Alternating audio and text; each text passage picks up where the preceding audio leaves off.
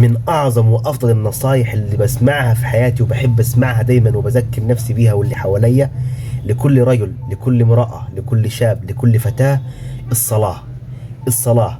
لو عملت ذنوب مهما كان عظم ذنبك، لو عملت معصية مهما كانت عظم معصيتك، اوعى تسيب الصلاة.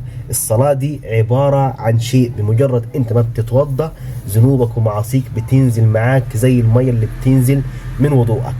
لذلك إن الصلاة من أعظم أركان الإسلام بعد الشهادتين، وهي أول ما يحاسب عليه العبد يوم القيامة.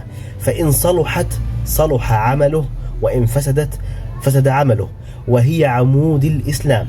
فبها يفرق بين المؤمن والكافر، وهي كفارة للعبد من ذنوبه. ومما يدل على مكانة الصلاة العظيمة عند رسول الله صلى الله عليه وسلم أن آخر وصية له كانت: الصلاة الصلاة وما ملكت أيمانكم.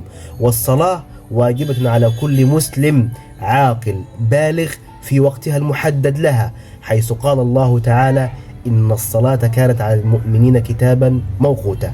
أنا مش شيخ، ولكن والله بحب أنصح نفسي وأنصح اللي بحبهم وكل الناس، لعل وعسى واحد ربما يكون غافل مش واخد باله، يمكن ربنا يكرمه وأنا أخد عليه أجر وهو ربنا يكرمه ويبدأ يصلي.